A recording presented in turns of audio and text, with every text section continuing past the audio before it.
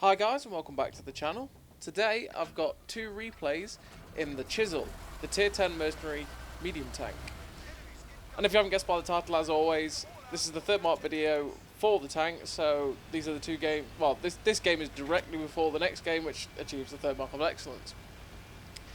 So what do I think about the Chisel? Well, the Chisel is definitely a very good medium tank. It was definitely way better before they nerfed it. And the nerf that they gave it probably didn't change too much about it, to be honest. Obviously, it lost 20 meters of range. It went from 420 down to 400, and it lost a little bit of DPM. Not exactly sure about the exact amount, but you don't really notice the difference that it made, to be honest. It's still a very, very good medium tank.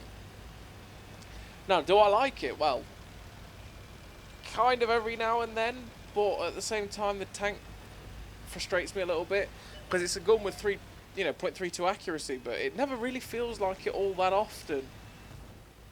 There's quite a lot of times when the gun just decides, you know what, I'm not going to hit those shells. I'm just going to let my shells drop low and hit the ground in front of the tank, which is, pretty frustrating.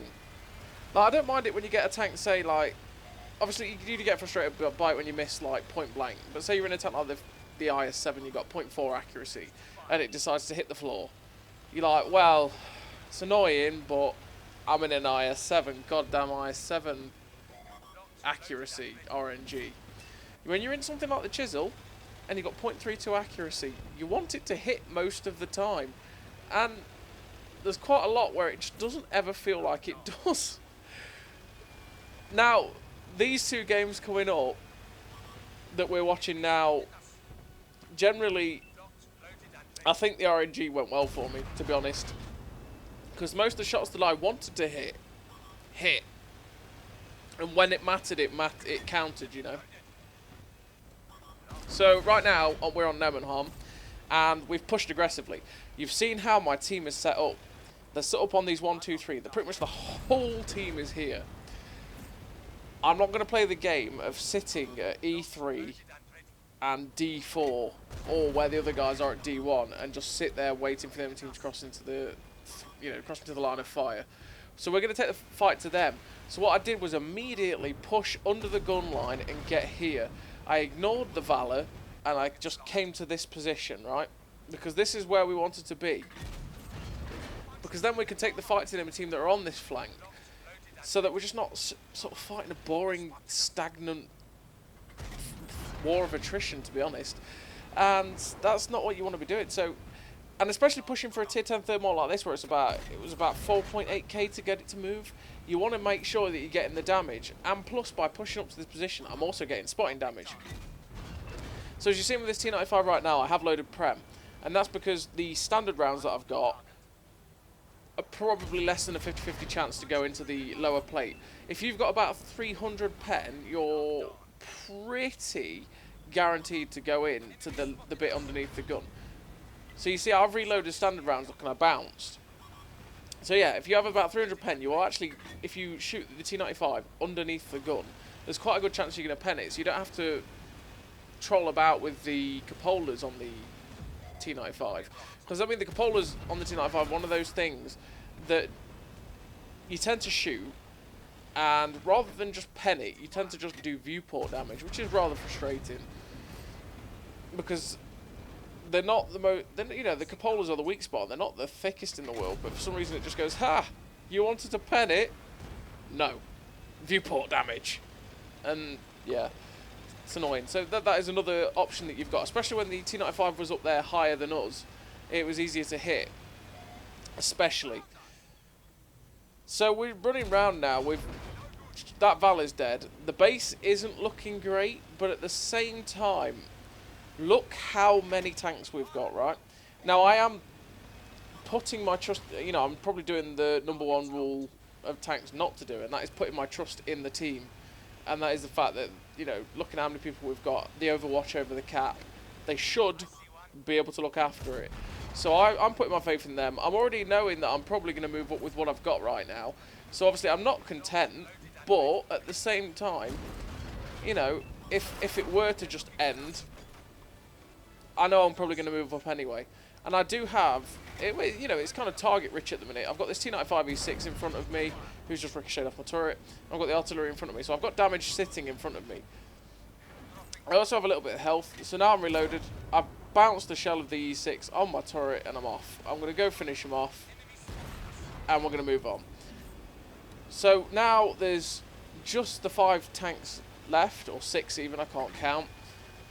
And there's like, what, 3 or 4 around the cap, so that means the other 2 are probably around where this SU-122 54 even is. So I want to go get to this SU. I want to get another shot of damage or 2 into him. Then the full health Super Conqueror appears. Now, he is ideal. Where he can wreck us, we do have some help. And he looks like lunch to me, because that's 2,400 hit points. That's juicy. And he seems a little bit preoccupied, so it looks like we might actually get the back of him. So what we're doing is we're loading the Hesh rounds. Now the Hesh rounds on this tank are great. They've got 140 pen, just like the Chieftain. And that means you can get easy pens on soft, squishy targets. And the back of this Super Conqueror is soft and squishy. And he's not interested in me in the slightest. My friend is the one he's interested in. And he's just ignoring me while I completely pummel the back of him with these Hesh rounds. And you see in the rolls I'm getting, 500 odd. And my friend in his projectile as well is not doing well. We should have aimed that one, but unfortunately we hit the deck and didn't pen, but we finished him off. So yeah, my friend in his projectile there wasn't doing very well against him, but he was actually providing the necessary distraction for me to be able to farm the whole health of the Conqueror. And just like that, we pushed ourselves up to like 8.1k damage. There's only one guy left. The likelihood of me getting to this guy and getting a shot of damage is very unlikely if you've seen the amount of swarm of tanks he's got around him. But I mean, I was quite happy with this because I knew I had a game just before this which is about 8k as well. And that's what I've got in the bank. I'm going to save that for another time, for maybe one time I get another Chisel replay. But so this game coming straight after was like, oh my god, did that just happen again? Okay. And it was like I say, the RNG went for me. It was perfect. It was, you know, one of them times, like 26, 25 and 21. That won't happen all the time. And that was great. And that was 2 games in a row of that. You know, it was, what, 9.6k combined? I did the whole health of him with the Hesh. Oh, it's beautiful when you can do it. 1700 base. And the Chisel, when left alone to work people over like that, is just amazing. You know, it's a fantastic tank. Like I say, you just got to behave. You just got to behave for you. So, we're on to the second game now on Corellia. And I'm looking at the matchmaking going, there's quite a lot of tanks that I can just work. I'm not really scared of much that's on the enemy team. There's only a few high hitters, like I think there was the Jagdpanzer and I think there's maybe a Death Star. So they scare me at the end of the day, but for the most part I'm looking at their team and going, is there any heavy tanks that really do scare the living bejeebus out of me that's going to be a nightmare to take out the game? No, not really. You know, there's a lot of tier 8s which, to be honest, for me and a Chisel is just farm central. When there's tier 8s, you can just, for the most part anyway, when you're seeing stuff like Tiger 2s and Roger Dodgers, and we'll get to the Roger Dodger in a bit, don't worry about that. They, for the most part, you look at them and go, you know what? They are farmable. I like that. Tiger 2s are a dream when you're in a tier 8, a tier 10 medium like this, especially when you've got high pen on your standard, because you just, they just sit there and the pinatas, you just pen them every time. Look, there he is, look. RNG says no, we hit the floor. Sad, but yeah. But then, you know, these guys are playing quite hesitant. We're using the accuracy of the Chisel here to snipe the lower plate of that E75. Like I said, the Chisel having its spaced armor on the front means that you can bounce stuff. I mean, it's not exactly reliable, but you can bounce stuff, you know. Like that E75 did on upper plate then, you know, a ricocheted. And that can happen. Which is what makes this tank great, because as well, you've got that on the side as well. When things are like firing Hesh and stuff like that, they don't often pen, because they'll get the back, they'll hit it, they'll hit the spaced armor, it'll just detonate, right? Same as having stuff like Tusk or T-49s or things like that come against your back. Like, it's a Syntax hull, right? If you see a Syntax in a T-49, the Tusk or a Turtle or something like that, 86mm of pen on your high explosive, high damage, you look at Syntax and you go, oh, it's an easy pen. You know, you get up behind it and you slam a shot into it. And we just bounced a Death Star, I'm pretty sure then. Either that or we bounced from the guy behind him, but that's always helpful. But yeah, anyway, like I was saying, you're in those tanks, you see a Syntax, you think easy pen, you get up behind it, you pen it. Chisel, not so much. It's RNG really, it's 50-50 with the spaced armour. It does just detonate. It hits the spaced armour, detonates, probably hits it for about 300, 400. So it makes it a bit of a pain in the ass to even try and get up with those sort of tanks as well. So we are working them over on this corner. This corner is it's kind of a dangerous place to be, because if they've got stuff lurking at the back, it can be bad. But yeah, now we chanced it with that Death Star, and he missed me and shot the T-28 prototype. I'm pretty sure the T-28 Prot was not the one he was aiming for. I'm pretty sure he was aiming for me, but the T-28 Prot drove up alongside me at the wrong moment, unfortunately for him. And there we go. We get slapped from the back. That's what I was on about. There's stuff back there that we can't quite see, and it slapped me. It slapped me for quite a lot too. Now I want to get out of the way. This IS-3 moved in with us, and I'm just like, no, there's something back there, please. And I'm pretty sure it's a Balsig with the big gun. And that's what I'm trying to be a bit wary of. But we're going to keep moving in. Like, the other flank has deteriorated pretty quickly. But it's team destruction, so we're not worried about a base, because there's no base for them to cap. So we want to get round the flank. We're basically going to follow them. And there's that Balsig. He has the big gun. He's just tapped us twice now, which is annoying because we have no health yet. And we didn't spot that guy until he fired at us when he was there. Frustrating because we probably would have needed those hit points until later. But hey, well. We are at 94.5 from that last game. And we're on this game now. And we're at, what, 6.3k combined? Now, that's enough to go up. And at this point, I'm not convinced it's enough to go up enough. So what's left on the enemy team, which is quite a lot of stuff, is the hit points I want. So I'm kind of hoping that nothing is coming back this way. So I'm being a little bit cautious. While I'm moving at full blast, I'm keeping myself as close to these rocks on the right as possible, so that if anything did get spotted coming back this way down the one line, I could just duck in dead quick and get away. But I need the damage that's left on the board, because I'm probably thinking right now I've not got the third bark, but if I keep going with what's left and the way the team is, this is an opportunity to get the damage I need. So there's this T-34, and he is one of the targets, because he's one that I want to be able to get as much damage off as possible, because he's a tier 8 again. You know, while he's got a good gun, he is kind of derpy. And he's also an easy pen for me, unless he gets hulled down like he was. But from this position here as well, if they decide to push in like they are here, then I'll be able to farm them. So this Super Conqueror's out in the open. And this is the farm we want, right? So first one goes in, great. And because he's on the middle road, there's not going to be much obscuring him. And he's being constantly lit up. Problem with the Super Conqueror is it's a bit of a pain in the ass when it's got his front to us like that, because spaced armour on its upper plate. But here we go, we've got the Roger Dodger there, we shut him down. There's a VK4502A over there. And this is where I'm not that confident in the gun, because the gun just says, yeah, lol, no. But luckily that pens, and we're still waiting for more shots. This VK over here is going to be a bit of a pain in the ass, because he's going to keep pulling back just behind that rock over there, so we're not going to be able to shoot him that much. But we're still aiming for it. Look at the side of the turret, but unfortunately it misses. Super Conqueror's really lost a lot of health. He's still in the middle. E50M charging in now. And the enemy team is doing what we want. And I led the shot for the E50M. Of course he did. He stopped. Just when I pulled the trigger, he stopped. And we're aiming for the lower plate of the E50M again. And unfortunately, the accuracy of the gun comes into play. And we hit his upper plate, which is where we'll ricochet, which is really annoying. Like I say, this is a killing field for me. This is a beautiful position, because we've got the shots on these guys. But sometimes the gun just doesn't play ball, and you lose the opportunities you have. So we're being a bit wary because of that T-34, but I'm trying to push up into a different place to be able to get shots at this Super Conqueror so that I'm not quite just sitting here without using my gun all the time. And now we've got the Roger Dodger over there, so we're going to aim up, but unfortunately he gets behind the rock. We're looking for more shots at this guy, but it's kind of an awkward one. I think that's his ass, so we managed to pen him in the butt. But I'm not quite sure because I can't tell. That Roger Dodger's over there. We're going to fire a shot, see if we can hit him. We can't, unfortunately.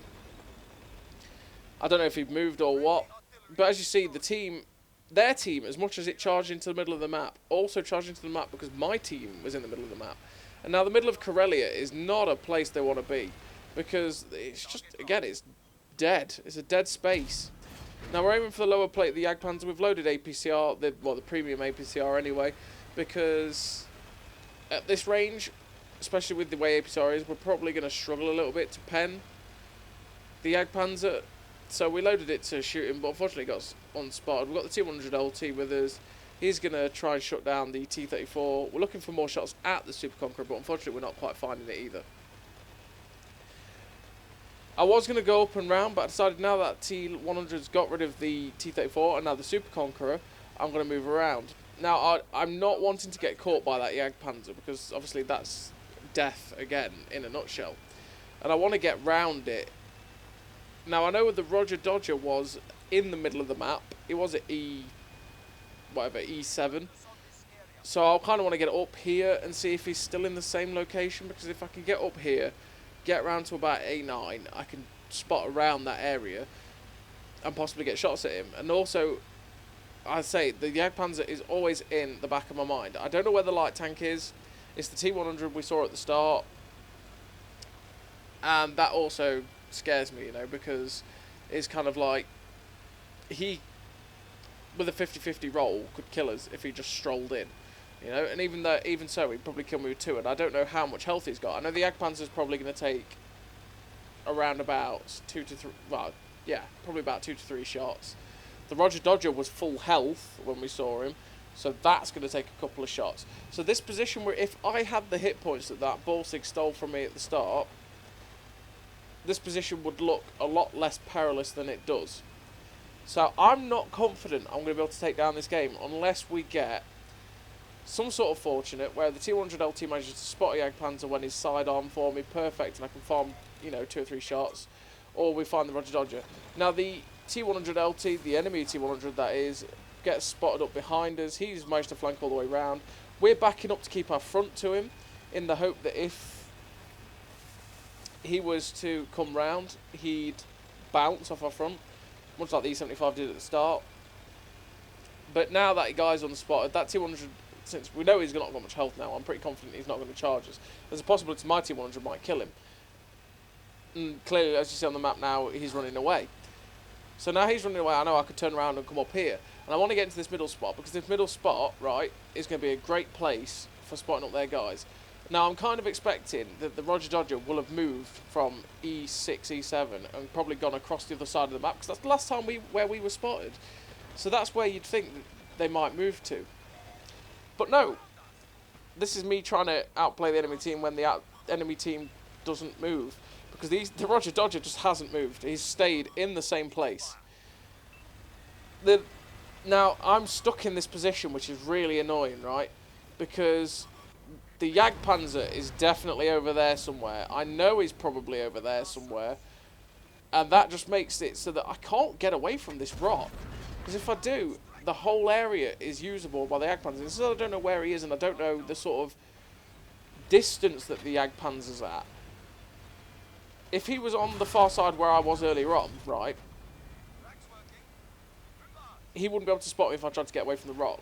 I'd be out of render. But if he's like still sat in the middle and I just can't see him, I'm dead. Now, luckily for me, the Roger Dodger, which can kill me in one shot, tracked me only. But I ricocheted off his lower plate, which is frustrating as hell. Because right now, he'd be a one-shot if my shell had gone in.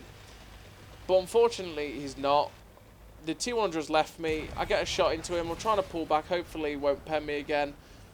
But he does. I'd have been dead anyway because the T100 comes round. I didn't need the T100 LT to leave me there. I needed the T100 to stay with me. And if the Roger Dodger did come round, he could have killed me. He could have shot him. But unfortunately, he didn't do that and he ran away. But we ended the game. We got the high caliber, the ace tanker. The T100 didn't carry it out. But Unfortunately, we couldn't end it with a win. But we did what we needed to get the third mark. We went up over 1%, another 8.7k damage. It was nearly 10k combined, and a fantastic game with the Chisel, which is generally a tank that is a fantastic tank. It's worth grinding out the contract. Now, contracts at tier 10 are a pain in the butt because they take quite a long time, and you've got to play a lot of tier 9 and 10 tanks. But for the most part, it's a fun tank, and it's worth game. And that was the third mark for it, and another very nice game. And like I said, I hit 3 games in a row of over 8k, which was mental. So as always, everybody, I hope you enjoyed the video, and I'll see you next time.